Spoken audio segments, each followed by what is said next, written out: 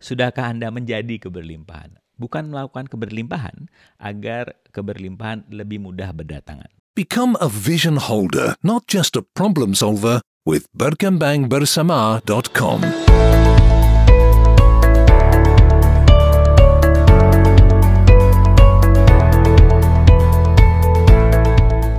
Assalamualaikum warahmatullahi wabarakatuh. Salam sejahtera buat kita semua. Perkenalkan, nama saya Rahmat Barus MBA.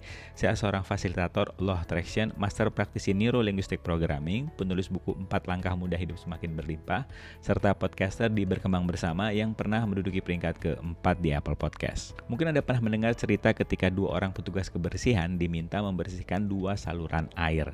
Petugas pertama langsung lompat ke saluran air dan mengambil sampah-sampah yang ada di sekitar. Sedangkan petugas kedua kelihatan kebingungan dan berjalan kembali ke kantor. Setelah sekian lama, hampir 2 jam, petugas pertama belum selesai membersihkan saluran air karena begitu banyak lumpur yang membuat dia susah untuk bergerak.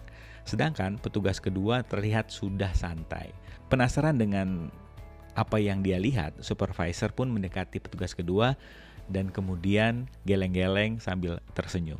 Ternyata petugas kedua mengambil jaring dan kemudian menempatkan jaring tersebut di ujung saluran air sehingga air yang mengalir yang membawa sampah pun terjebak di perangkap tersebut. Nah, bagaimana jika keberlimpahan pun seperti itu? Kita disarankan menjadi keberlimpahan, bukan melakukan keberlimpahan, sehingga keberlimpahan pun lebih mudah kita terima.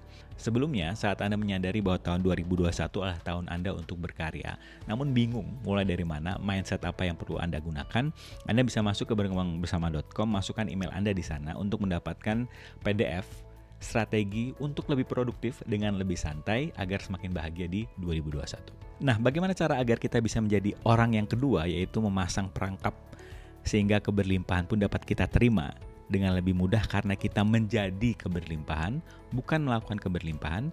Yang perlu kita pahami dulu adalah apa beda melakukan dan menjadi.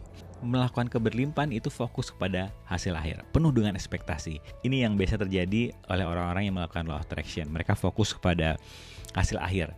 Mereka saklek, mereka mempunyai term and condition bahwa kebahagiaan atau keberlimpahan yang saya miliki harus sesuai dengan apa yang saya minta.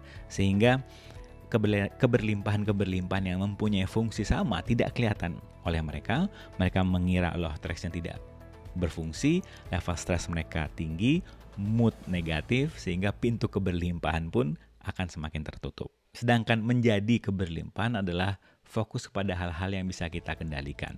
Caranya yang pertama adalah sebuah mindset bahwa sebenarnya tidak ada hal negatif ataupun hal positif di kehidupan ini. Yang kedua, bergerak dari pertanyaan bukan kesimpulan. Saat hal-hal yang Anda anggap positif datang, Anda menggunakan pertanyaan, hikmah apa atau nikmat apa lagi dari kondisi ini yang belum aku terima ya. Dan saat peristiwa yang Anda anggap negatif datang, Anda juga menggunakan, hikmah apa lagi ya dari kondisi ini yang belum aku maksimalkan.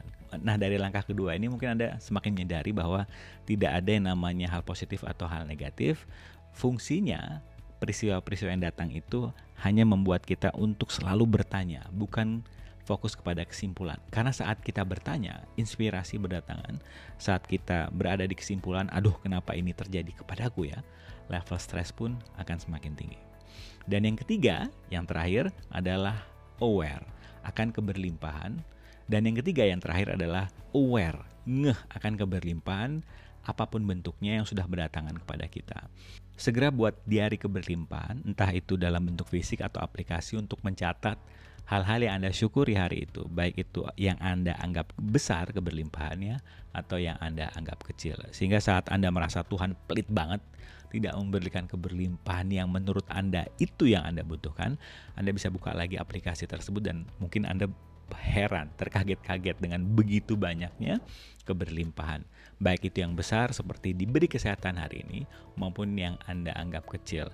ditraktir teman, makan gado-gado. Nah, apakah Anda semakin penasaran untuk menjadi keberlimpahan? Bukan melakukan keberlimpahan dengan memasang perangkap, alias siap menerima keberlimpahan yang sebenarnya sudah ada di sekitar kita, yang sebelumnya tidak kelihatan karena kita punya term and condition, syarat dan ketentuan. Keberlimpahan yang saya terima harus bentuknya seperti ini. Karena bisa jadi kehidupan Tuhan itu memberikan keberlimpahan sesuai dengan apa yang kita butuhkan saat itu, bukan apa yang kita inginkan. Asik ya? Untuk tip bermanfaat lainnya bisa masuk ke berkembangbersama.com. Di sana ada podcast, YouTube, dan blog. Sampai ketemu di episode berikutnya. Bye.